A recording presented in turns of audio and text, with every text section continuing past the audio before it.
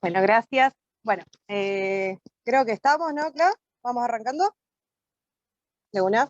Bien, bueno, nada, la idea de esta charla, bien como contaba el Seque, es, bueno, estar contándole todas estas cosas.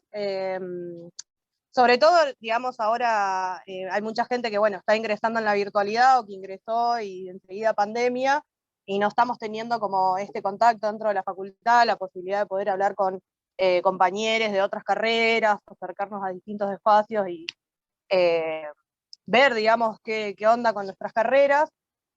Como que siempre, digamos, los ingresantes entran y sobre todo tardamos un poco en darnos cuenta de cuáles pueden ser las finalidades de nuestras carreras, o entramos con una idea de qué podemos hacer con nuestras carreras, y la realidad es que tenemos un montón de cosas, las carreras pueden tener un sinfín de aplicaciones, digamos, de trabajos, y bueno, nada, la idea era más o menos eso, de poder traer estas instancias de encuentro, digamos, y poder estar hablando un poco de esto.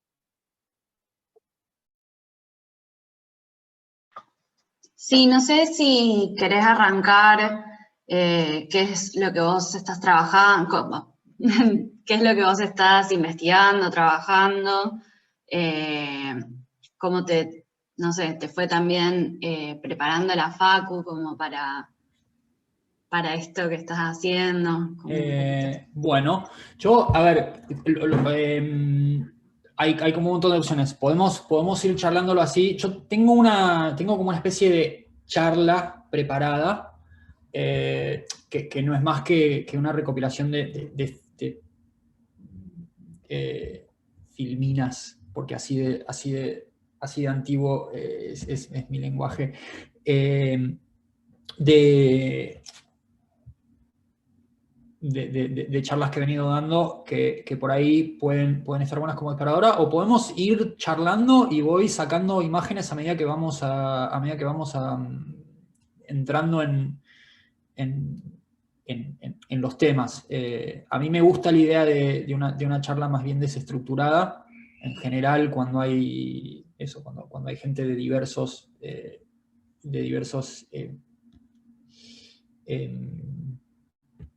orígenes. Porque tenemos tenemos gente de farmacia, de física médica, no sé cómo la quieren usar ustedes. Podemos hacer esto. Les propongo esto, pensándolo ahora yo les voy contando más o menos mi trabajo en como las áreas resaltando las áreas en las que la carrera me fue formando para diversas cosas. Y ustedes, si tienen preguntas específicamente sobre lo que sea, me van parando. ¿Les parece que hacemos eso, o les parece que hacemos una cosa más desestructurada aún y vamos charlando, y a medida que van surgiendo las preguntas vamos mostrando imágenes? Javier, Sí, a mí me parece bien, arrancá. Ok, bueno, arrancamos entonces. Por donde quieras y vamos viendo si van saliendo preguntas, vamos parando, bueno, no hay problema. Bueno. No hay problema, pueden usar el chat. Sí, eso digo, va a ser fundamental que vayan interrumpiendo y vayan preguntando, porque esto es mucho. Entonces, la idea sería que ustedes vayan como interrumpiendo para quedarse con algo. Sí, nosotros podemos ir siguiendo el chat, así no tenés que estar mirando. Y también viendo que no me vaya de mambo con... No estoy muy acostumbrado a dar charlas no técnicas. En general, todas las veces que muestro estas cosas, esa gente que está trabajando en temas parecidos. Así que vamos a intentar a ver qué se puede transmitir de esto. Vamos a hacer además el ejercicio de ir aprendiendo inglés por subtítulos. Yo les voy diciendo lo que dice acá en castellano, pero también está bueno que uno se vaya acostumbrando a que muchas de las cosas que uno va a leer van a estar en inglés. Lamentablemente, eso es así. Bueno, acá dice Neurally Driven Electronic Syrinx, que es siringe electrónica manejada con actividad neuronal.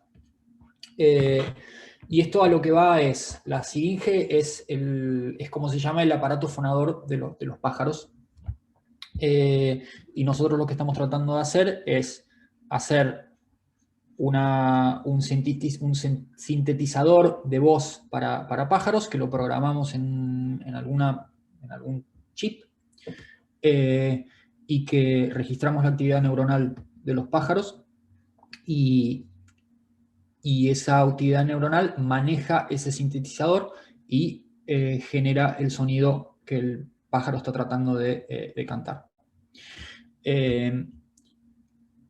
Eso es, vayan avisando cuando no queda claro algo, hasta ahí todos. Bien, ¿por qué queremos hacer esto?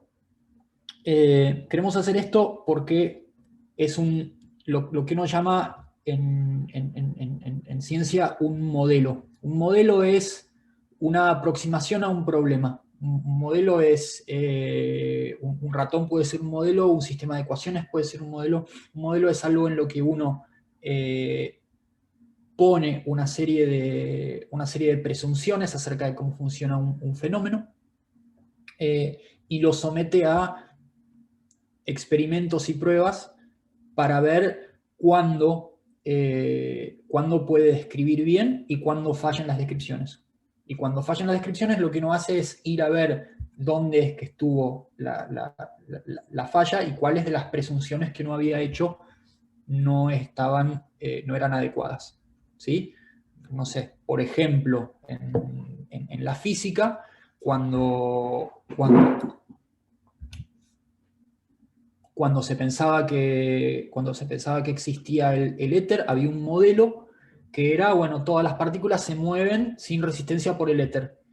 Pero la luz se mueve por el éter y el medio por el que se propaga la luz es el éter. Entonces hicieron un experimento, eso es un modelo en el que hay un medio por el que se transmiten ciertas ondas. Hicieron un experimento para ver entonces cuál era la velocidad de la luz respecto del éter. No me voy a meter en los detalles de ese experimento, pero encontraron que no podían determinar la velocidad de la luz respecto del éter. Y estuvieron mucho tiempo probando eso, tratando de hacer eso. Un tiempito después vino Einstein y dijo, no, lo que pasa es que la luz no se propaga por un medio, y la velocidad de la luz no depende de para qué lado esté yendo la luz, sino que es la misma en todas las direcciones, y es la misma independientemente del sistema de coordenadas en el que uno se encuentre. Entonces, toda esa serie de presunciones respecto del éter, no sé qué, dijeron, bueno, está bien, esto es lo que no funcionaba, el fenómeno funciona de manera distinta. Uno hace modelos para probar las hipótesis que tiene acerca de cómo funciona un fenómeno. Ya tenemos el primer chat de alguien que probablemente está diciendo que no se entiende una goma lo que estoy diciendo. No, pregunta, ¿a través de eso nuestro cerebro interpreta esta realidad? A través de eso... Bueno, ok, bueno, vamos a eso entonces. Sí, está bien, vamos a ver si nos desviamos, un poco menos. Bueno, más allá de lo que es un modelo, que eso se va a aprender en la carrera, nosotros estamos en la gran área de las interfaces cerebro-máquina, Brain-Machine Interfaces. Y lo que se trata de hacer es eso que estaba diciendo, que estaba preguntando Javier, es interpretar señales eléctricas que vienen del cerebro, o sea, actividad de neuronas, para mover aparatos. Y hay una cosa que gente con la que, de hecho esto es un trabajo de uno de las personas con las que estoy trabajando yo, uno puede hacer cosas muy, muy buenas en lo que se llama sistemas de baja dimensión, que uno puede mover un cursor en una pantalla. Eso es, si lo piensan, es un sistema de 2 dimensiones. Yo con dar XY ya estoy. Es un sistema de dimensión 2. Eso por ahí lo saben supongo que lo saben del ingreso. Pero si uno va a movimientos más complejos o a comportamientos más complejos, uno necesita más que 2 coordenadas para describir el movimiento. ¿sí? Si uno piensa un brazo moviéndose, haciendo algo complejo, jugando al tenis o algo así, por ahí no son tantas, pero si uno piensa en la voz humana, para describir la voz humana en el tiempo, necesita muchas más grados de libertad o dimensiones. Para describir esto uno necesita muchas más variables. Entonces, si bien este problema es un problema que es relativamente fácil de resolver, a medida que uno empieza a aumentar la cantidad de variables, ese problema se pone muy, muy difícil. Y nosotros estamos tratando de encontrar atajos para resolver ese problema, que es más difícil. Y usamos pájaros, que son un buen modelo animal para estudiar comportamiento vocal aprendido. ¿Por qué los pájaros son un buen modelo animal? Porque nosotros aprendemos las vocalizaciones de un tutor. Nosotros aprendemos a hablar durante la experiencia, a medida del desarrollo, uno empieza a hacer bla, bla, bla, bla. Si ven cómo hace un bebé, empieza como a hacer una cosa que se llama babbling, y empieza a hacer esa balbuceo, y en algún momento empieza como a hacer algunas palabras y empieza como a ir manejándose. Eso lo está aprendiendo. Yo no digo, si aprende de alguien que habla español, va a aprender español. Si aprende de alguien que habla inglés, va a aprender inglés. Y así sucesivamente. Los pájaros hacen eso también. Y no hay muchas especies que hagan eso. Somos solamente los humanos, los pájaros y los delfines y los elefantes. Y los delfines y los elefantes son bastante difíciles de manejar en un laboratorio, entonces vamos con pájaros. Entonces, nuestra idea es resolver este problema para pájaros y después de ahí extraer conocimientos como para ver si en algún momento podemos resolver ese problema en humanos. Y esto es como suena el canto de un pájaro. Así es como suena el canto de un diamante mandarín, y me parece que acá ya estoy confundiendo un montón de gente porque no expliqué lo que es este gráfico. Y este gráfico es lo que llamamos un espectrograma. Es una forma que uno tiene de dibujar el sonido. Entonces lo que uno tiene, el tiempo en este eje, y después tiene, si uno mira un sonido, una forma de describir un sonido es pensar cuánta energía hay en cada frecuencia. Si hay alguien ahí que hace música, por ejemplo, saben que cuando uno toca una cuerda de una guitarra, por ejemplo, toca un La, eso es un sonido en una frecuencia, 440 Hz, por ejemplo. Y si uno toca un acorde, va a haber varios sonidos a distintas frecuencias. Entonces uno pensaría que hay, no sé, 3 o 4 frecuencias que están sonando al mismo tiempo. En sonidos más naturales, lo que pasa es que hay un montón de frecuencias en cada cosa. Si uno dice A, ahí hay un montón de frecuencias distintas. Una forma de dibujar eso es pensar en cada en cada instante del tiempo, acomodar esas frecuencias en el eje Y y asignarle un color. Mientras más oscuro, más amplitud hay o más energía hay en esa frecuencia. ¿Se entiende eso? Que es un espectrograma. Bueno, entonces uno acá está dibujando un sonido bastante complejo de un diamante mandarín a lo largo del tiempo, las frecuencias que están. Entonces uno ve que acá está como haciendo como un montón de frecuencias todas juntas. Acá es como que ves que hace como si fuera un acordecito, donde hay como varias frecuencias y después el resto está todo blanco. Bueno, este es el comportamiento que nosotros queremos reproducir. ¿De dónde sacamos eso? De la actividad neuronal en áreas motoras. Ahora voy a ir a qué es esa actividad neuronal. ¿Y cuál es el truco que vamos a usar? Vamos a usar un truco, porque esto dijimos que era un problema muy difícil. Tenemos muchas neuronas, miles de neuronas, y tenemos muchos grados de libertad acá. Entonces, estamos buscando un atajo para que el problema este no sea ir de muchos grados de libertad a muchos grados de libertad, sino usar cosas que nosotros sabemos de cómo funciona el aparato fonador del pájaro, cómo funcionan, cómo es la física de la producción, para pasar por un problema que sea más fácil. Por ahí, si uno puede describir la mecánica de esto con menos variables, ¿sí? Como si uno, no sé, si uno mira un péndulo, uno puede pensar que el péndulo tiene como, no sé, como un movimiento re complejo, pero si uno va a la ecuación del péndulo, ve que sencillamente con un parámetro puede saber todo lo que está haciendo el péndulo. Bueno, más o menos lo mismo, pero para el aparato fonador del pájaro. Entonces, si nosotros podemos ir por ahí, nuestro problema va a ser un problema de muchísimos menos parámetros, y es un problema que es más fácil de abarcar. Esa es esencialmente toda la lógica de nuestra solución. Entonces, usamos dos cosas. Vamos a usar que podemos grabar esta actividad neuronal, y vamos a usar que tenemos de nuevo, un modelo matemático, ecuaciones, que describen cómo funciona el aparato fonador. Y que con esas ecuaciones uno puede generar canto sintético, que si uno va cambiando 3 parámetros en estas ecuaciones, puede generar algo que es tan complejo como el canto del pájaro que uno observó. Y esto es algo que estoy poniendo acá. Así suena un canto real de pájaro, y así suena un canto que generamos con nuestras ecuaciones. O sea, este segundo canto es un canto que nosotros podemos generar sencillamente proponiendo un sistema de ecuaciones que describe, no sé, es como cuando ustedes hacen la ley de Newton para describir la trayectoria de una partícula, ¿no? Bueno, lo que uno está haciendo es como un problema en el que aplica la ley de Newton para describir cómo oscilan unas cuerdas vocales que hay en el aparato fonador del pájaro, y cómo uno va cambiando un par de parámetros para generar todo esto. Entonces ahora nuestro problema es ir de la actividad de un montón de neuronas a solamente esos 2 o 3 parámetros. ¿Hasta ahí va? ¿O perdí a todo el mundo? Ustedes, digo, vayan diciéndome cuando los pierdo, porque si no...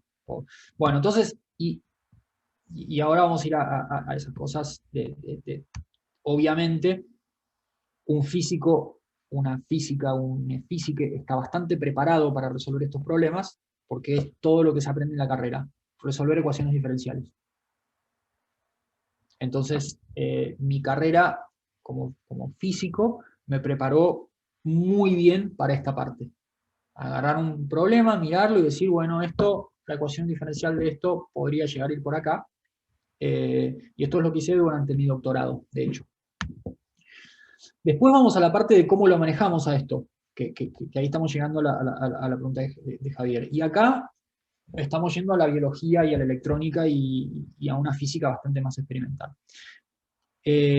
Otra de las razones por las que nosotros usamos pájaros es que la estructura en el cerebro del pájaro que está generando todas estas señales que manejan el aparato fonador tiene muchos paralelos con humanos. O sea, hay una serie de núcleos que generan actividad neuronal y que uno puede registrar, y que últimamente son las que manejan los músculos que controlan esos parámetros. Cuando digo actividad neuronal, lo que digo es, acá hay, en cada uno de estos núcleos, hay un montón de neuronas, miles de neuronas, 10.000, 15.000, 20.000 neuronas. Y cada una de estas neuronas, no me voy a meter ahora en detalle de lo que hace una neurona, pero son sistemas electroquímico-mecánicos que bajo determinadas circunstancias se conectan con otros, y si uno mira la actividad eléctrica que hacen, en determinados momentos hacen una cosa que se llama un spike, que es como un disparo, es como que si uno pusiera si uno mirara el voltaje, esto es algún experimento que por ahí ya lo han visto o no lo han visto, pero si uno mira el potencial de la célula, en algún momento va a ser como una cosa muy rápida en el que sube y baja de golpe. ¿Sí? Como si uno hiciera un flash en la luz, pero bueno, una cosa así. Y uno va mirando estos spikes y va proponiendo cómo estos spikes van manejando el aparato fonador. Y nosotros nos concentramos en 2 núcleos, porque estos 2 núcleos son bastante parecidos a lo que pasa en corteza motora y corteza premotora de humanos, en los que hay uno que parece que las células están, mientras el pájaro va cantando, parece que estas células están como siguiendo una cadenita. como que mientras el pájaro dice una de estas frases, mientras el pájaro canta una de estas frasecitas, cada una de estas neuronas va como en un determinado momento del canto siguiendo, tipo como una cadenita, ta, ta, ta, ta, ta, ta, ta, ta, ta, ta, ta. Y después hay otras, en un núcleo más abajo, que son las que están efectivamente ya manejando los músculos, que están soplando el aire y manejando la tensión de las cuerdas vocales, que están un poco más desorganizadas, pero que tiempo a tiempo están mandando los impulsos a los músculos. Nosotros vamos a grabar de estas, a meter electrodos, vamos a registrar la actividad eléctrica de estas neuronas, y vamos a usar eso para manejar este modelo y generar canto sintético. Y acá me voy a saltear un par de partes, porque me parece que ya no son tan relevantes, pero nosotros podemos medir todas estas variables. Nosotros podemos hacer ecuaciones que describen la dinámica de esto, que me voy a saltear esas ecuaciones, pero uno puede pensar que las cuerdas vocales lo que están haciendo es, no miren las ecuaciones, miren estos dibujos de acá, imagínense que hay como dos membranitas, y esas membranitas uno puede manejar como la cuerda de la guitarra, la rigidez de la membrana, y la velocidad del aire que está soplando entre medio. Cuando uno sopla en el medio de esas cosas, van a vibrar, y cuando vibran producen sonido. Nosotros podemos describir esas vibraciones pensando en la actividad respiratoria y pensando en la actividad de unos músculos que son los que están haciendo la tensión de la cuerda como la tensión de la cuerda de la guitarra. No nos vamos a meter en detalle de eso, pero también lo podemos medir. Nosotros podemos meter sensores en los pájaros, que como somos físicos o podemos aprender electrónica, podemos desarrollar esos sensores y los podemos implantar y podemos medir esa actividad. Y todo eso me lo voy a saltear para ir a la parte más moderna, que es, bueno, si ya sabemos que podemos medir esas variables y podemos con esas 3 parámetros ir generando todo el canto del pájaro, bueno, vamos a buscar la actividad neuronal para hacer esa transformación. Y la actividad neuronal la hacemos implantando electrodos en estos núcleos. Los electrodos son sensores que uno pone en estas áreas del cerebro y que registran la actividad eléctrica de las neuronas. Entonces uno puede... a ver si hay un dibujo un poco más claro. Está bien. Esta figura es una figura bastante pesada, pero la vamos a ir resolviendo. Nosotros ponemos un electrodo que es esencialmente como meter un cable por el que puede pasar corriente. Y si las neuronas están haciendo estas cosas con el potencial, uno puede, mediante ese cable, si lo conecta a un amplificador, ver cuáles son esas fluctuaciones y poder detectar esos spikes. ¿Sí? No sé si hasta ahí siguen. Bien. Entonces, eso primero es esa parte, que uno puede meter esos electrodos. ¿Cómo metemos esos electrodos? Lo podemos charlar después. Después, ¿cómo representamos la actividad de esos electrodos? Nosotros lo que vamos a hacer es, si bien nosotros estamos registrando continuamente ese potencial, lo que nosotros vamos a decir es, bueno, nosotros nos vamos a quedar con los eventos discretos. Cada vez que la neurona hace este spike, ese clic, clic, clic, clic, clic, clic, nosotros vamos a dibujar un puntito en uno de estos. Vamos a dibujar un puntito en una de estas, en uno de estos gráficos. Entonces acá lo que estamos teniendo es, este es el micrófono, este es el pájaro cantando, y a lo largo de este tiempo nosotros, cada vez que el pájaro cantó esta frase, tenemos una línea en este gráfico de acá. Y en cada una de estas líneas en este gráfico de acá tenemos un puntito cada vez que hubo un disparo, cada vez que hubo una spike. Y entonces si nosotros miramos esto para las 100 veces, por ejemplo, que el pájaro cantó en una hora, vamos a tener un dibujo que se ve así. Entonces ahí vamos viendo que muchas veces estas neuronas no disparan, pero cuando disparan siempre como en el mismo lugar del canto. ¿Sí? Una vez que cantó, el pájaro disparó acá. Otra vez que cantó, la neurona disparó acá. Otra vez que el pájaro cantó, la neurona disparó acá. Y después uno puede hacerse un histograma de, a lo largo del tiempo y a lo largo de las veces que el pájaro hizo el canto, qué tan probable es que la neurona dispare en un determinado punto del canto. ¿Esa parte más o menos se entendió? No. ¿No? Sí. ¿Vamos de nuevo? Más o menos. A ver. Se entiende que cada puntito es una vez que una neurona hizo un spike. Esa parte estamos. ¿Sí? Decimos, bueno, cada vez que la neurona hizo un spike hacemos un puntito.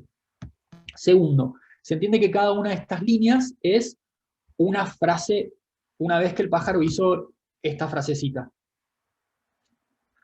Esa parte se entiende. Y que entonces, a medida que nosotros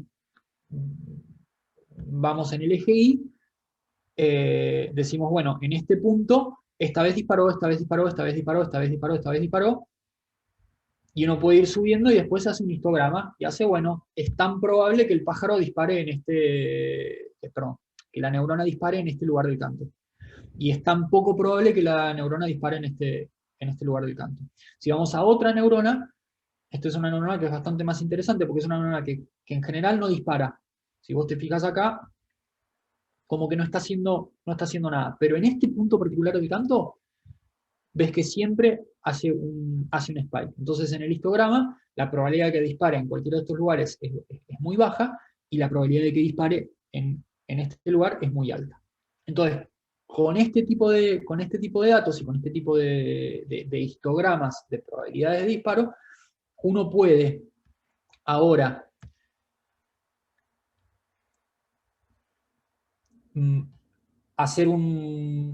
usar una red neuronal que va a aprender qué valor de los parámetros del sistemita este que nosotros nos hicimos para generar el canto sintético corresponde a cada instante del tiempo mirando la actividad neuronal. Entonces lo que hacemos es agarramos una red neuronal, entrenamos una red neuronal para que mirando los ejemplos de la actividad neuronal para algunos ejemplos del canto, pueda generar los parámetros del modelito este. Y con eso podemos generar canto sintético a partir de la actividad neuronal. Y suena así. Este es un canto original y ese es un canto generado con actividad neuronal. Eso es... bueno, nada. Ese es el resultado, el primer resultado de ese trabajo. Lo que nos enseña esto es que si nosotros... Bueno, eso me lo voy a saltear, eso también me lo voy a saltear. Lo que nos enseña esto es que si nosotros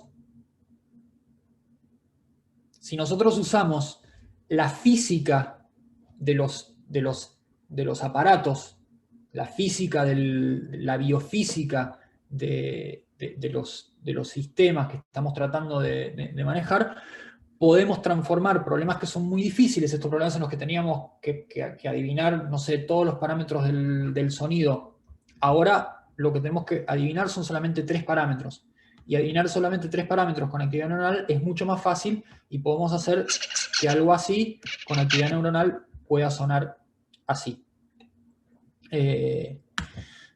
Bueno, lo que sigue de esto es meter redes neuronales más complejas y meter más electrodos. Una de las cosas que estamos tratando de hacer ahora es medir en los 2 núcleos al mismo tiempo.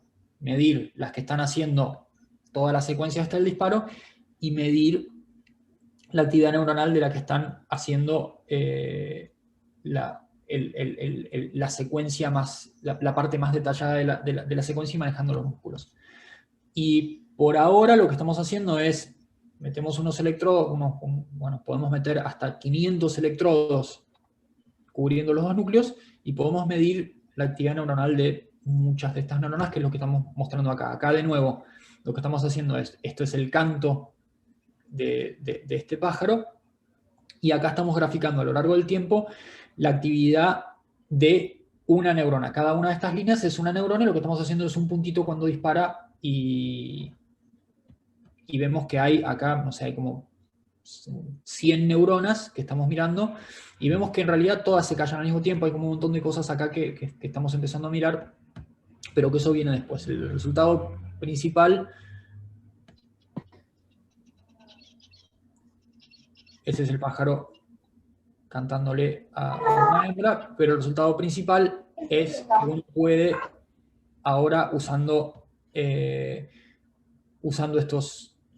este conocimiento de cómo funciona el aparato fonador, que uno puede producir el canto sintético con mucha más facilidad que si uno tratara de ir directamente al sonido.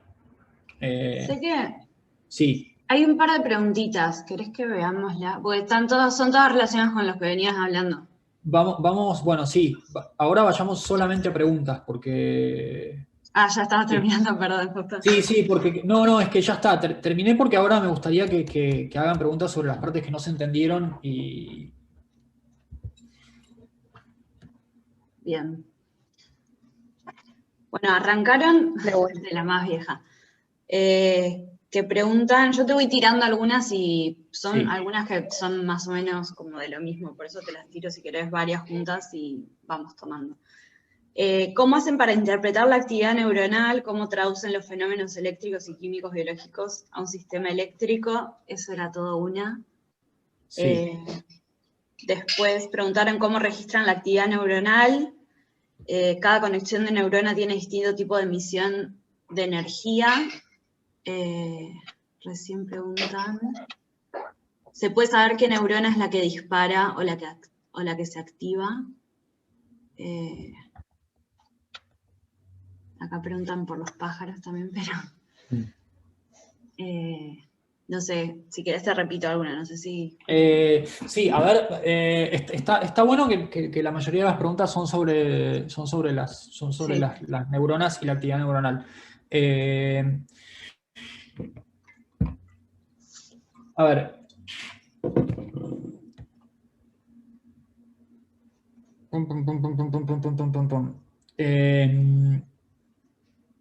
Cada conexión de neurona tiene distinto tipo de emisión de energía. ¿Cómo registran la actividad neuronal? Bien. A ver, la manera en la que funciona la neurona, supongo que en algún momento, para los que están en bioquímica, farmacia, en algún momento en fisio del sistema nervioso o algo por el estilo, eso en algún momento lo van a ver. Yo esto lo tuve que aprender por mi cuenta, pero lo que hace la neurona esencialmente es como una bola que adentro tiene iones, y tiene una concentración de iones que es distinta que la que hay en el medio. Y hay una membrana que tiene una permeabilidad muy compleja. Y bajo determinadas circunstancias que dependen del medio, dependen de las conexiones entre neuronas, que se van como cambiando las permeabilidades de esas membranas. En determinado momento lo que puede pasar es que la neurona sale del estado de reposo, donde el estado de reposo se mide con el potencial entre adentro y afuera. ¿Sí? Es una pelota, adentro hay iones, la concentración es distinta, y hay una diferencia de potencial. En algún momento hay un cambio muy rápido de la diferencia de potencial entre adentro y afuera. Entran un montón de cargas entran un montón de iones al mismo tiempo y salen un montón de iones al mismo tiempo. Se abren unos canales de calcio, esos canales de calcio hacen entrar cargas positivas, eso genera un desequilibrio muy grande, se abren unos canales de sodio y potasio, eso genera otro desequilibrio, entonces hay como una corriente muy rápida. Y uno mide eso como mide en general,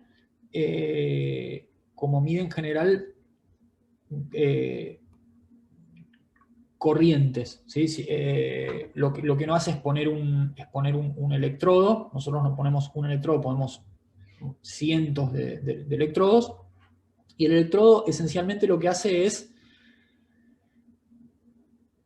dar un camino a tierra para cargas libres. Entonces, toda esta descarga, el electrodo lo va a ver como una corriente que pasa a través del electrodo. Y así es como uno registra los potenciales de acción de las neuronas. No sé si eso contestó la pregunta de alguna manera más o menos clara, sin saber demasiado de electrónica y de física. Hay cargas moviéndose de un lado para el otro. Y si uno pone un cable ahí, algunas de las cargas van a pasar por ese cable. ¿Sí? Piensen como que ustedes tienen, no sé, tienen un aparato enchufado a 220. La corriente está pasando por ahí. Pero si yo meto los dedos en el enchufe, parte de esa corriente va a pasar por mí. Eso es lo que hace el electrodo. Las corrientes están circulando por el cerebro, sino por el electrodo, bajo determinadas condiciones de la geometría y los materiales del electrodo, parte de esa corriente va a pasar por el electrodo. Y así es como nosotros nos damos cuenta cuando una neurona está disparando. Uno puede diseñar los electrodos, de hecho esto es algo que nosotros hacemos también, de manera que pueden detectar esas fluctuaciones, estos spikes, estando más cerca o más lejos, con más resolución o menos resolución. Pero el principio es siempre el mismo, es uno pone ahí un cable, parte de las cargas que están entrando y saliendo por acá van a pasar por el cable que ponemos nosotros. ¿Y cómo sabemos nosotros de dónde están las neuronas? Nosotros hacemos histología y sabemos que hay un montón de núcleos acá, porque vemos que hay como concentraciones muy grandes de somas, de cuerpos de neuronas. Uno lo ve si hace... Déjenme, de hecho, a ver si puedo compartir. No sé qué están viendo ahí, pero a ver si les puedo mostrar una figura de histología.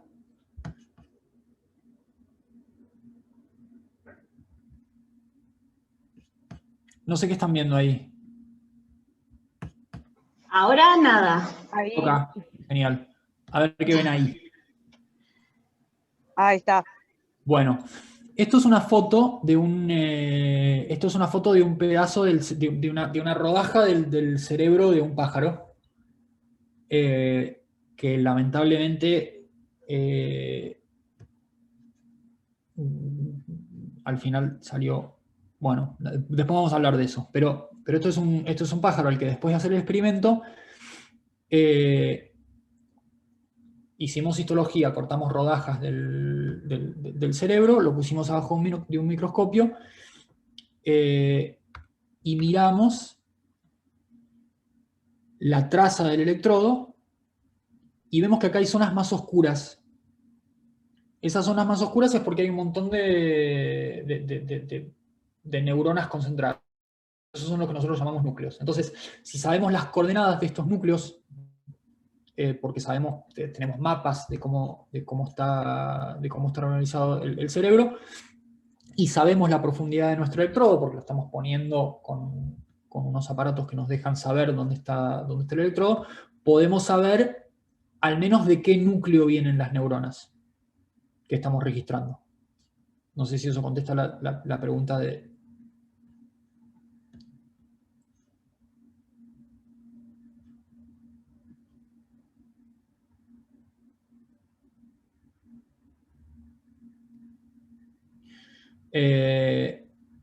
Ok, si en fisiología se ve registrar o mirar utilizando un electrodo altera el mismo sistema que se observa. Siempre que se observa un sistema, se altera el sistema, sí. Uno diseña el electrodo pensando en que la cantidad de carga que va a pasar por el electrodo es mucho más chiquita que la que está entrando y saliendo de la neurona.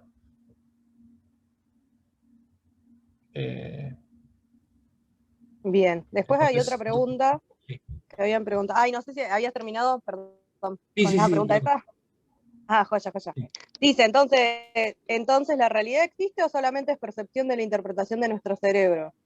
Porque cuando miramos, en realidad no miramos, lo mismo que cuando escuchamos, o lo mismo cuando comemos, digamos, que todo es percepción, digamos, del cerebro.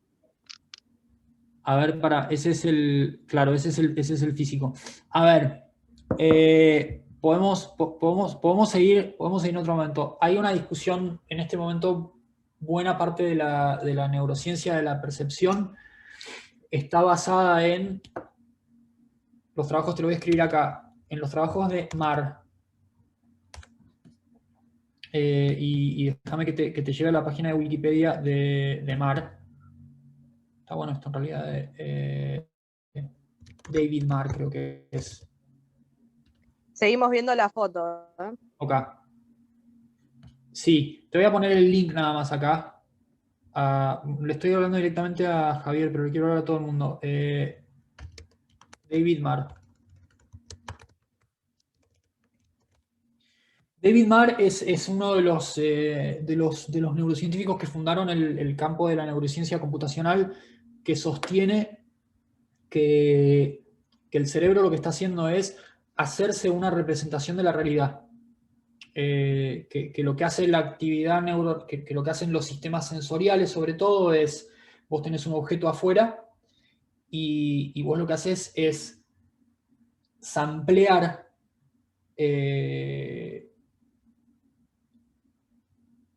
transformar esas medidas en un montón de actividad eléctrica y después hacer una serie de computaciones y reconstruir una representación de ese objeto.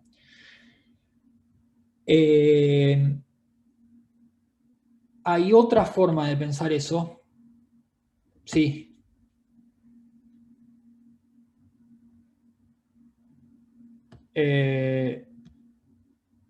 ¿Puedo explicar la idea? Sí, sí, creo que sí, ¿no? Sí, sí, de una. Bueno, está bueno, dale mic. Nada, solamente quería entender un poco más acerca del cerebro y de la realidad, ¿no? Porque se supone que cuando miramos, en realidad no miramos. Digo así por el sentido de que cuando miramos o vemos un objeto, una materia, solamente vemos el reflejo que emite la luz solar, obviamente, o luz, y eso hace que choque con el cuerpo y a su vez esa luz, por así decirlo, hace que nuestras moléculas fotosensoriales de nuestros ojos le manden la información a nuestro cerebro para que nuestro cerebro la interprete como, eso es una persona o eso es un objeto X. Sí, bueno, sí. Exactamente. Hay una cosa ahí que me parece una pregunta muy profunda y me parece una pregunta muy importante, y me parece una pregunta que sobre todo gente que viene de física puede llegar a aportar a la neurociencia, porque esa idea del cerebro representando cosas es una idea bastante, para muchos es una idea bastante flaca, que asume que asume que los objetos tienen que tener una representación interna. Hubo otra gente, Poincaré, por ejemplo, plantea que en realidad no hay una representación. Lo que ocurre adentro porque implica pensar si lo pensás hasta en términos matemáticos, pensar pensar algún isomorfismo entre un mundo exterior y un mundo interior. Hay otra gente que sencillamente lo que dice es, bueno, el cerebro es un sistema electroquímico, y los sentidos son sistemas electroquímicos. Y lo que hacen es ir respondiendo a estímulos e ir armándose memorias, si querés. Y es un sistema físico.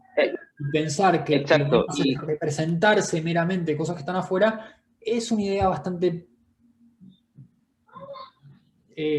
flaca. pero gente que viene de física, que entiende un poco más sistemas complejos, tiene otras ideas. Poincaré, si mirás después, el mismo Creo, Poincaré del creo problema de los tres cuerpos. si no me equivoco, una vez leí de Christoph Koch, si mal no recuerdo, que da un ejemplo así como el sentido del salado, ¿no? Que el salado quizás, o sea, cuando lo comemos, obviamente, ese salado, ese sodio, al estar en contacto con nuestras papilas gustativas, también le manda la información a nuestro cerebro de que eso lo que estamos comiendo es salado. Pero la diferencia, el tema acá es, el salado mío no va a ser el mismo salado que quizás vos sentís, ¿se entiende? Sí, un ejemplo que tenés ahí en el caso del sistema sensorial del gusto es el cilantro. Hay gente para la que el cilantro es un sabor muy fuertemente, muy horrible, y eso es algo que está en pequeñas diferencias moleculares en las células receptoras que hay en el... Nada, es una pregunta un poco filosófica y para mí muy importante. Y me parece que la carrera de física es una carrera que prepara bastante bien para encarar esas preguntas con bastante seriedad. En particular porque la física durante la historia del siglo XX durante el siglo XX se cuestionó mucho el cómo avanzar y el qué presunciones son cuestionables y qué presunciones no. Partir de la base de que el cerebro representa cosas y que el cerebro computa cosas tiene que ser considerado una presunción y no un axioma. No. Es una hipótesis, pero no es un dado. No necesariamente el cerebro representa cosas y no necesariamente el cerebro computa cosas. Puede hacerlo. De una. Pero nada, Bueno, Ay, perdón. Pensé que habías terminado de nuevo. Terminé, sí. Buenísimo. Me voy a saltear acá una pregunta porque me parece que está buena explayarla un poco más, y esta me parece que es más cortita. Una duda, ¿registran la actividad neuronal y también la corriente de aire pasando por su garganta? Obviamente del pájaro, imagino. Sí, y esa es una de las que me salteé, que también es no sé qué estoy compartiendo igual, pero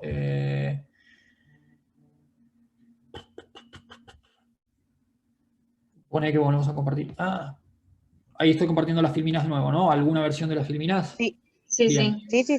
Esas son cosas que me salteé, pero sí, y eso es una de las cosas en las que a mí me parece que está buenísima la formación de física, que es una de las cosas que uno puede aprender durante la carrera es, nada, electrónica, aunque sea una electrónica bastante elemental, como para poder armarse sus propias herramientas para medir cosas. Y durante mi doctorado nos hicimos unos aparatitos para medir exactamente eso que estaban preguntando. Nosotros medimos la actividad respiratoria, o sea, alguna medida indirecta de la presión con la que se está empujando aire por esas membranitas, y eso lo medimos usando un transductor de presión, poniéndolo en una mochilita, amplificándolo y adquiriéndolo. Y otra cosa que medimos también, que yo la mencioné la mencioné pero no la explicité, que es, dijimos que se manejaban dos cosas, se manejaba la fuerza del aire soplando y se manejaba la tensión de la cuerda, como si fuera una cuerdita de una guitarra. Bueno, la tensión de la cuerda se maneja con un músculo que es análogo a los músculos laríngeos de los humanos. Los pájaros tienen siringe, los humanos tenemos laringe, es una diferencia fundamental, pero funcionan bastante parecido. Los músculos que tensan esas cuerdas, se puede medir también la actividad eléctrica de esos músculos. O sea, podemos ponerle un par de electroditos también y medir la corriente que está pasando por esos cablecitos y también amplificarlo y adquirirlo. Sí, nosotros podemos medir esas dos cosas. Y de hecho esa fue la forma en la que validamos estas ecuaciones, porque es muy bueno, está bien, si en estas ecuaciones 2 parámetros nada más son suficientes para generar el canto sintético, bueno, ¿cuáles son esos parámetros? Bueno, ocurre que esos parámetros son la presión con la que se está soplando y la actividad de esos músculos que le dan la tensión a las membranitas. Buenísimo. Ahora sí, quiero pasar a esta pregunta. Por ahí hicieron otra sobre esto. Me parece que esa la podemos dejar para un poquito después cuando se termine de hablar esto, ¿no? Porque habla más de las aplicaciones y eso, de todo esto. Esta dice, y en el caso de que un pájaro tuviera atrofiado la garganta, pero sus neuronas funcionaran correctamente, aún podría usarse de los resultados del proyecto para que pueda cantar, comunicarse. De hecho, nosotros hicimos ese experimento, no con la actividad neuronal, sino con otra actividad, pero sí, nosotros podemos hacer un experimento en el que le hacemos... Es la idea que vos estás diciendo, Tadeo, lo que se atrofia, que nosotros lo podemos hacer reversiblemente, le podemos poner una valvulita en lo que sería un análogo al diafragma, le ponemos una valvulita en el saco aéreo que está empujando el aire, y hacemos que el aire salga por esa valvulita y no que pase por las cuerdas esas que oscilan. Cuando hacemos eso, el pájaro hace todo, los músculos hacen lo que tienen que hacer, el cerebro hace lo que tiene que hacer, pero el sonido no sale porque el aire está yendo para otro lado. Y cuando hacemos eso, podemos hacer efectivamente que el pájaro mudo cante a través de un aparatito. ¿Sí? A ver, se entiende que la idea es, en el muy largo plazo, implementar esquemas similares en humanos. Este es un desarrollo que tiene más allá de que estamos usándolo para entender un montón de cosas de cómo funciona el sistema y cómo funciona el sistema motor y cómo funcionan las neuronas, y hay un montón de curiosidades muy, muy elementales que se están satisfaciendo. Hay una aplicación biomédica en el futuro, al menos de mediano o largo plazo. Sí. Buenísimo. Sí, con eso viene la pregunta que había quedado colgada, que dice, ¿cómo y por qué arrancó este proyecto o desde cuándo está trabajando en esto? ¿Cuál sería la utilidad final que tienen en mente? Como eso, estaría bueno por ahí explayar un poquito de cuál es la finalidad y para qué se utilizaría, digamos, todo esto que están investigando. Sí, me parece que son lindas preguntas, y era un poco lo que estábamos hablando con las chicas, que era mucho una pregunta que me hacía yo cuando me ponía esta remerita por primeras veces. Es bueno, lo que yo estoy haciendo, ¿qué es? ¿A dónde va? ¿Por qué estoy estudiando física? ¿Por qué estoy estudiando ciencia? Y estábamos hablando de eso con las chicas. Y a mí uno de los mensajes que me gusta conversar, al menos, con gente que está empezando a hacer ciencia, es el a dónde va y por qué hace uno ciencia y para qué hace uno ciencia, y para qué puede servir. Que son cosas que no necesariamente tienen que pasar las tres al mismo tiempo. Digo, a veces uno hace ciencia sencillamente porque tiene curiosidad, ¿no?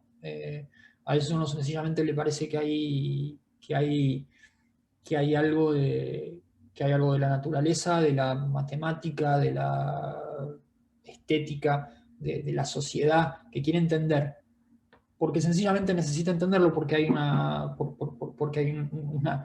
un impulso humano que es tratar de entender el mundo que lo rodea, ¿no? Y hay una diferencia entre representar y entender. hay una neurociencia que habla de que uno computa y representa, hay una neurociencia que dice, la de Poincaré, es que uno trata de aprender, de entender cómo es el entorno alrededor de uno. Y eso es muy natural del ser humano. Y hay una tendencia a hacer una disyuntiva entre la ciencia básica, esa ciencia de entender, y la ciencia aplicada, y entre la ciencia aplicada, que es aplicada ¿para qué? Para resolver qué problemas. Nosotros acá estamos tratando de resolver un problema biomédico, y estamos tratando de entender cómo funciona el cerebro. Sí, a mí lo que me trajo a este proyecto fue la dinámica lineal. Yo empecé, era físico, acababa de terminar mi carrera, mi licenciatura en uno de los departamentos de física más teóricos de América Latina, y me interesaban estas ecuaciones. Esto es una ecuación diferencial no lineal. La matemática de esto es un universo, muchos universos. Y a mí me interesaban esas ecuaciones. Y empecé a estudiar esas ecuaciones. Y en algún momento me crucé con una persona, con Gabo, que fue mi director de doctorado, que me mostró una aplicación de estas ecuaciones. Y a mí me pareció muy divertida esa aplicación a esas ecuaciones, porque uno las podía usar para entender un sistema que es muy difícil con muy poquitos grados de libertad. Y después, en algún momento, yo estaba haciendo otra cosa. Me fui a hacer electrofisiología en sistemas olfatorios, nada. Y me crucé con un tipo en un congreso que quería hacer una interfaz cerebro-máquina para sistemas vocales. Y yo dije, che, pero hay una forma muy fácil de reducir la dimensionalidad de los sistemas, que es usando los modelos de coso. Y nos pusimos a hablar y terminé trabajando con esa persona. Hay como mucho de ir yendo a cosas que son interesantes, porque se conectan, y porque si uno tiene una amplitud puede ir conectando esas cosas. Hay dos objetivos, para volver a la pregunta inicial, hay dos objetivos de esto. Una es entender cómo funcionan partes del mundo, entender cómo funcionan, fíjense todo lo que hay metido acá, es entender cómo funcionan estas neuronas que están disparando antes de que el pájaro cante, entender cómo unas neuronas que están como que parece que están marcando el tiempo de la frase que el pájaro está haciendo, y otras que parece que están manejando detalles más finos del comportamiento motor. Esos son problemas interesantísimos de por sí. Después hay otros problemas acá que son técnicos, tecnológicos, muy difíciles. ¿Cómo hacemos para meterle 1000 electrodos a un pájaro? Piensen que miniaturizar arreglos de electrodos tiene una aplicación tecnológica muy inmediata. Nosotros desarrollamos sensores, achicamos sensores, desarrollamos técnicas para fabricar electrodos, y eso es todo algo que tiene eventualmente su aplicación a problemas de la vida real. Estamos entendiendo cómo funcionan redes neuronales, porque ¿por qué una red neuronal puede funcionar con un problema? Ahí aparece la nanotecnología, por ejemplo, también, como dice Javier. No las mencioné acá, pero sí hay cómo hace uno para armar los electrodos para que midan neuronas a determinada distancia y otras neuronas a no determinada distancia. Eso es nanotecnología, y es tecnología de los materiales, y es cómo manejar rugosidades de los materiales y biocompatibilidad de los materiales. Ahí entender, como decía, entender cómo funcionan redes neuronales. Redes neuronales ahora son como una cosa que se puso muy de moda, pero nadie sabe exactamente cómo funcionan, por qué funcionan. Bueno, nosotros acá estamos empezando a entender cuáles son los límites de las redes neuronales y cómo uno puede ayudarlas a que funcionen mejor para ciertas aplicaciones. No lo mencioné yo acá, pero Pero bueno, también nosotros hemos tenido que desarrollar nuestros propios electrodos. Esto es trabajo que hicimos con gente de TH en Suiza, y fue ponerse a desarrollar un amplificador miniatura que puede entrar en un pájaro que pesa 20 gramos para que el pájaro pueda estar haciendo su vida sin enterarse que tiene un electrodo puesto. Hay un montón de cosas que se van desarrollando a medida que uno va haciendo esto. Y en última instancia, la gente que paga por esto, paga por sacar una tajada de esos desarrollos tecnológicos que nosotros estamos haciendo. No somos inocentes, digo, la ciencia en muchos países del mundo funciona en base a eso, en base a saber que si dejan que la gente investigue y vaya tratando de resolver sus curiosidades, la gente va a desarrollar trucos y tecnologías muy, muy avanzados para poder resolver su curiosidad. Y eso es algo de lo que hablábamos también con las chicas de como esas ideas de la diferencia entre la ciencia básica y la ciencia aplicada. La ciencia es la ciencia, y uno puede discutir la orientación de la ciencia.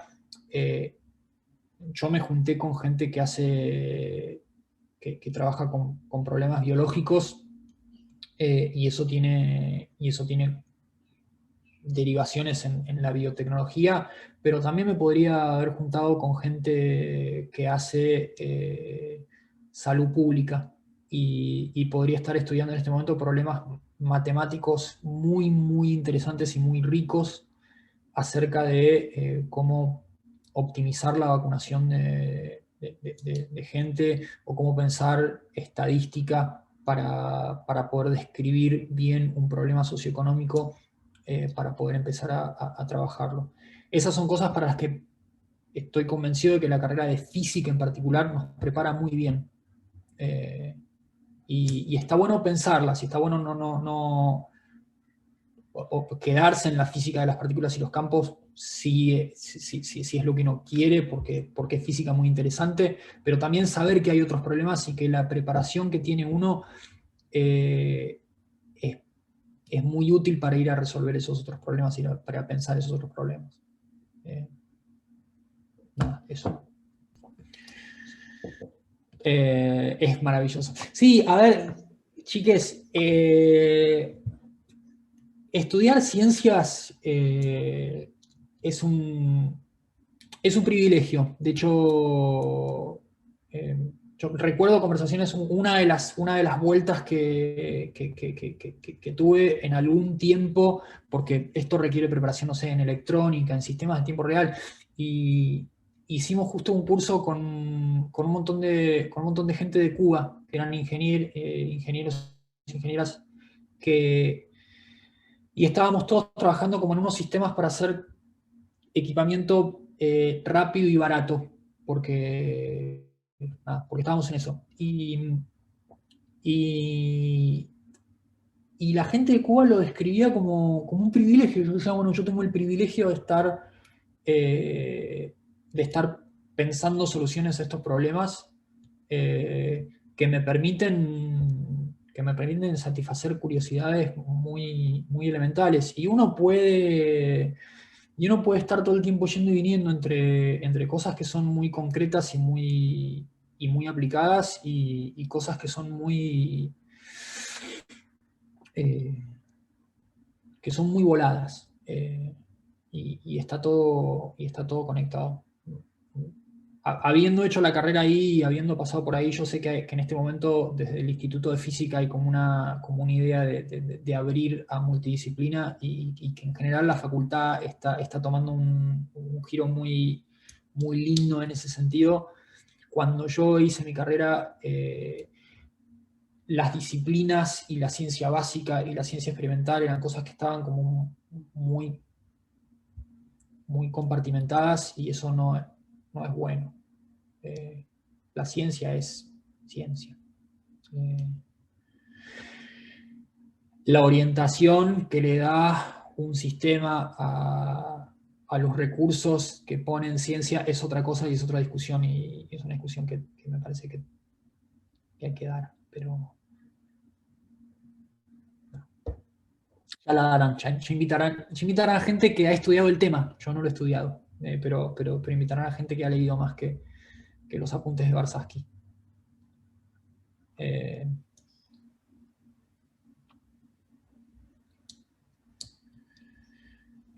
¿Cuáles son los pasos que seguí luego de terminar la carrera? Después de terminar la carrera me fui a la UBA a hacer el doctorado en dinámica no lineal. Y mi última parte de mi doctorado fue trabajar con estas ecuaciones, para que se den una idea, ¿no? de la ciencia básica aplicada. Yo tuve 5 años estudiando estas ecuaciones, esencialmente. Estudiando la dinámica no lineal de esas ecuaciones.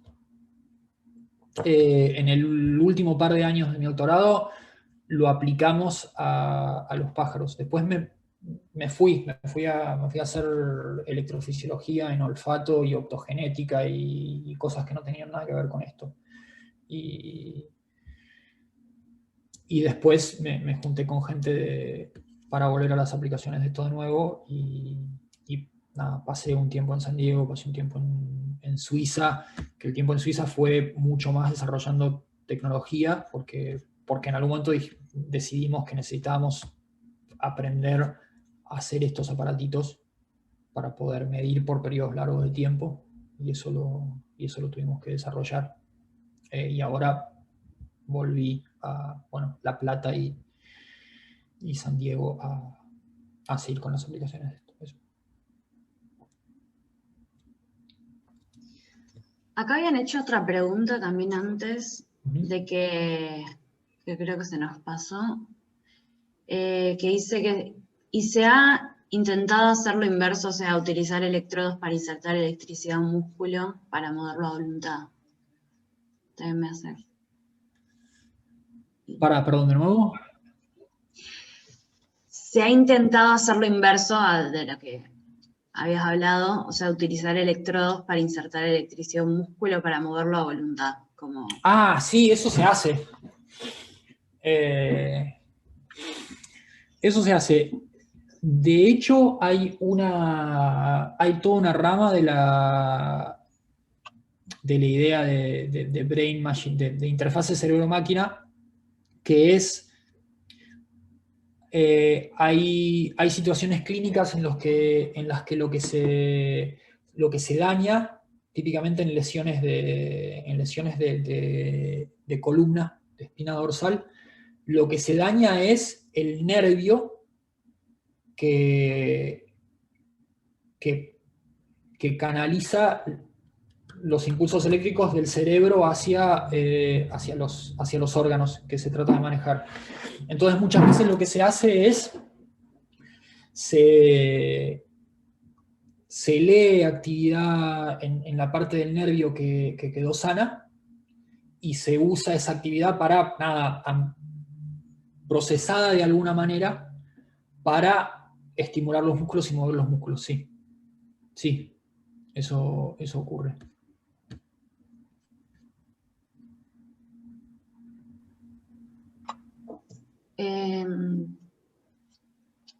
Acá preguntan también, Tadeo, ¿es posible trabajar ejerciendo la carrera mientras uno se especializa en algo?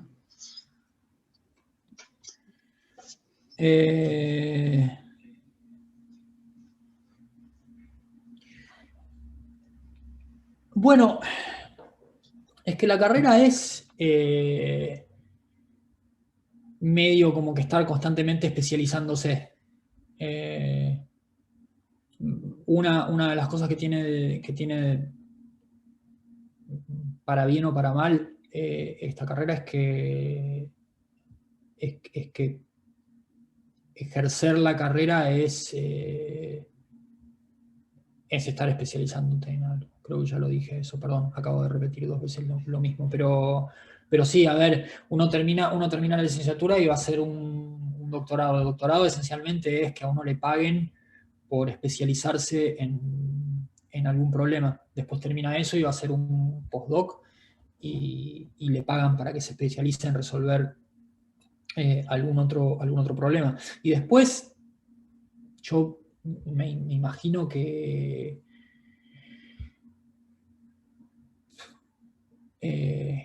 nada, hasta ahí llego con las aseveraciones. Pero sí, cada etapa de la carrera es especializarse en un problema distinto. Y mismo cuando uno se establece como investigador, lo que hace es ir avanzando en curiosidad y en desarrollo e ir cambiando un poco de problemas. Una persona que hace toda su vida el mismo problema, no es lo que haría yo. Y se puede no hacerlo.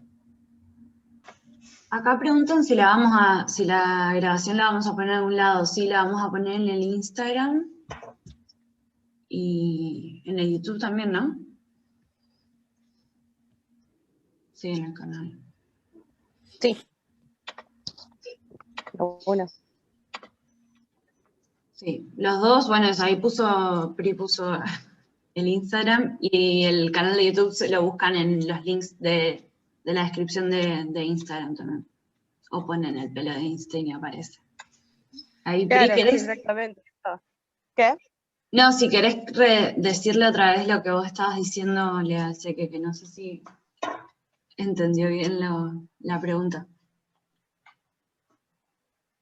Claro, esto de un poco hablábamos de que, bueno, ¿para qué? O sea, hablando de otra manera, de para qué se utilizaría esto que vos decías, de poder aprender cómo es, digamos, el estudio este que están haciendo del aparato fonador, del pájaro, como para qué se aplicaría, como esto relacionándolo a lo que decíamos de, bueno, si aprendemos cómo esto funciona, ¿para qué lo usaríamos, digamos?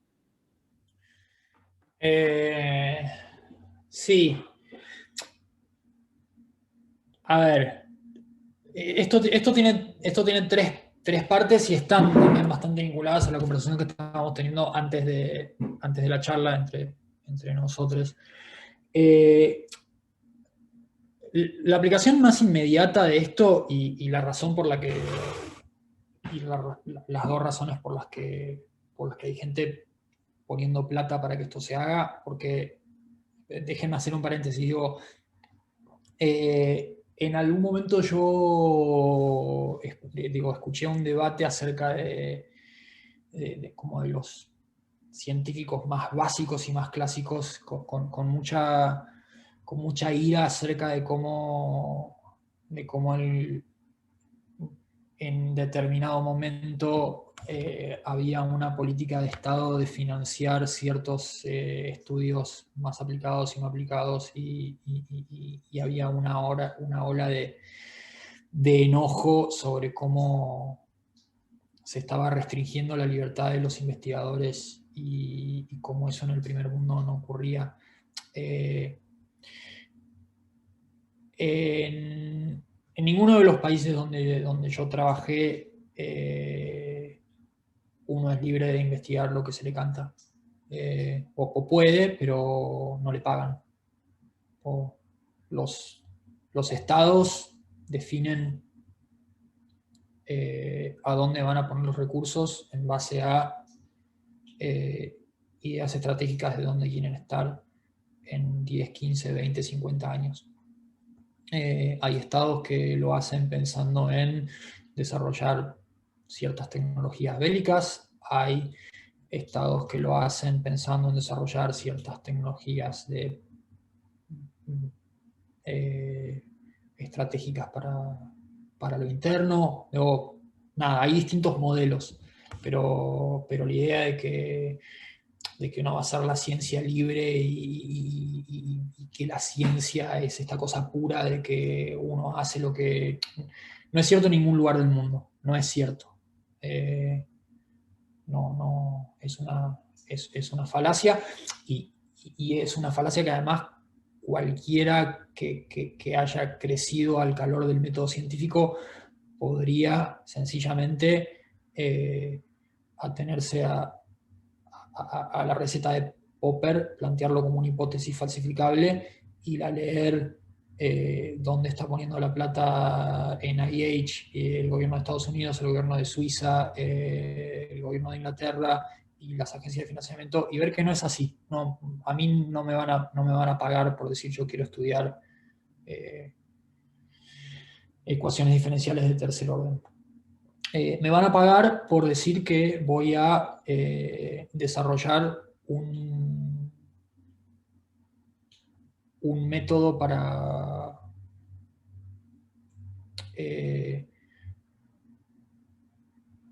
potenciar las interfaces cerebro-máquina, que usa ecuaciones diferenciales de segundo orden. Y eso me parece que es algo que hay que ir teniendo bastante claro respecto de lo que es trabajar en ciencia. La aplicación directa de lo que estamos haciendo nosotros es, en general, es en insumos. Si uno mira, no sé, lo que es el CERN, lo que es como grandes proyectos científicos, también el atractivo que tienen para... no solamente para quienes lo financian, no es solamente una cuestión de dinero, hay cierto interés en que se desarrollen ciertas cosas. Si uno piensa en la física de partículas, la física de partículas ha generado un montón.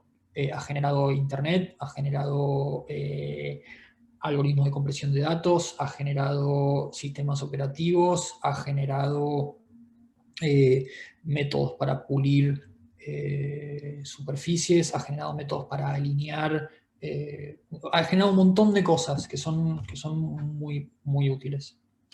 Nosotros la aplicación que tenemos en este momento es generar dispositivos que son útiles para el universo biomédico. Generar miniaturización para electrodos, generar métodos para, generar electrodos propiamente dichos, y en última instancia la apuesta es, en un futuro lejano, generar una prótesis vocal para humanos. Por eso lo estamos haciendo en pájaros, que son un modelo animal de comportamiento vocal aprendido, que tiene muchas similitudes con humanos. Eso en tanto a la aplicación concreta que puede llegar a tener. Después, la forma en la que uno encara el problema y los problemas que uno se va encontrando en el camino, y las curiosidades que va disparando, van a problemas que son muy elementales. Nosotros ahora estamos esto deriva en problemas que van desde topología hasta entender redes neuronales más allá de una caja negra.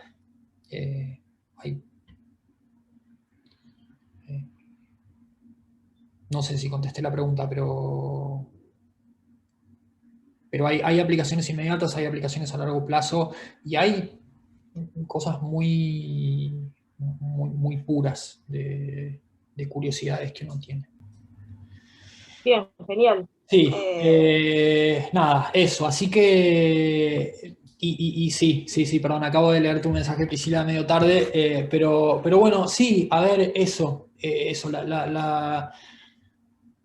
la ciencia tiene su orientación, tiene sus aplicaciones potenciales y tiene sobre todo su orientación, digo eso, la cuestión de nosotros crecimos preguntándonos ciencia para qué, ciencia para quiénes, ciencia cómo, crecimos leyendo modelos de sistemas científicos, y yo creo que por un lado no está bueno perder de vista que la motivación del científico no es necesariamente resolver y aplicar, y que no está mal pensar en que la motivación del científico es una curiosidad genuina. A uno le interesan las cosas que le interesan, y eso es algo universal. Y uno no sé, digo, también porque nosotros hemos estado en diversos lugares y hemos estado con gente que viene de lugares muy distintos, que no ha tenido el privilegio de estar en la universidad, y sabemos que la gente se hace esas preguntas, que es humano hacerse esas preguntas. Que uno puede estar en un movimiento campesino en Mendoza y salir a cosechar cebolla a la mañana y a la noche mirar las estrellas y la gente se pregunta qué es eso, de qué está hecho. Y eso es humano. Eso es una de las razones por las que estamos acá, porque nos queremos preguntar qué es lo que está alrededor nuestro, quiénes están alrededor nuestro, queremos entender eso. Y hay curiosidades que pueden venir de distintos lugares, y hay curiosidades que pueden venir de lugares... perdón, esta es mi interpretación, ¿no? Pero hay curiosidades que pueden venir de lugares muy, muy individuales y muy individualistas, y hay curiosidades que pueden surgir de proyectos colectivos. Pero eso no quiere decir que hay una disociación entre la curiosidad más pura y el contexto de esa curiosidad. Y de nuevo, sí, es como el cliché y es como lo más elemental, pero me parece que todos deberían leer, aunque sean los primeros apuntes de Barsaski en algún momento de su paso por la facultad, porque describe esa disyuntiva de una manera bastante esquemática, pero a mi entender bastante fiel. Es bueno, uno puede estar moviéndose en el espectro de preguntas muy puras y muy genuinas y de una matemática muy abstracta, y entornos muy comprometidos con la sociedad de la que uno forma parte. Si uno forma parte de la sociedad suiza, en este momento, la ciencia pasa por desarrollar medicamentos y pensar en cómo adaptarse al cambio climático. Si uno forma parte de la sociedad estadounidense, también pasa por pensar en aplicaciones biomédicas y en cómo hacer para bombardear a alguien.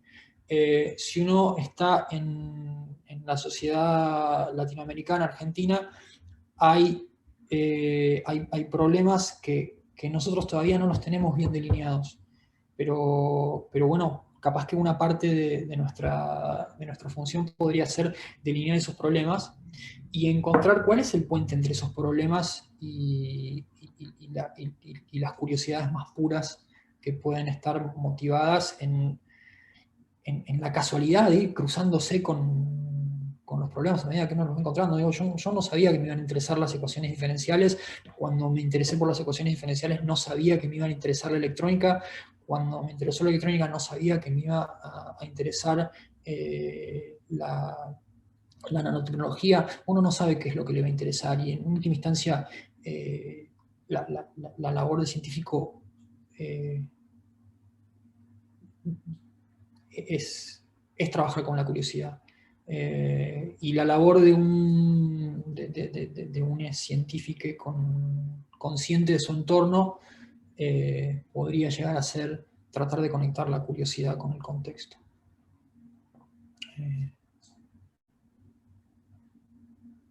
Pero eso es una opinión. Todo lo demás que les conté hoy es ciencia y tecnología. Esto es una opinión y estaría bueno que además no se queden con mi opinión, sino que discutan ustedes y formen sus propias ideas acerca de qué quieren ser como agentes de la ciencia y la tecnología. No. Es que charlen cada tanto con alguien, con algún vejete, pero tengan en cuenta que nadie va a tener la energía para abordar estas discusiones que tienen ustedes.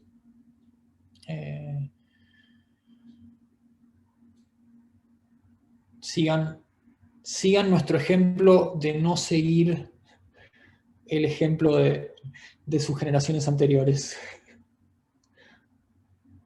Hagan sus debates. Nada. Y si en algún momento quieren hablar conmigo o con gente de la carrera de física que sabe más de física, ahí saben cómo conectarme y sabré cómo conectarles.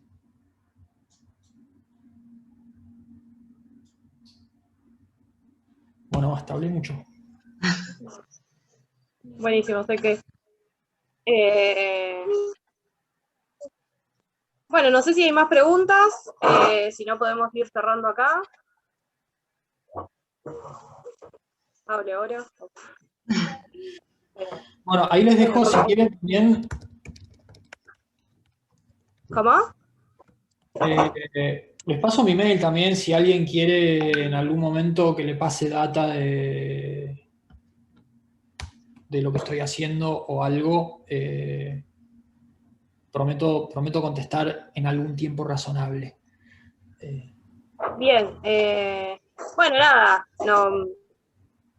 gracias a todos por estar participando, gracias Teque, pero bueno, nada, nos parece re importante como traer estos debates y estos encuentros, nos parece recontra útiles y enriquecedores, y acá, bueno, sé que es un compañero viejo del pelo, que bueno, siempre está predispuesto a hacer este tipo de charlas, y nada, muchas gracias por participar, muchas gracias Eke, y esperamos volvernos a encontrar y seguir con estos debates y con estos encuentros que no se van a terminar y los vamos a seguir haciendo.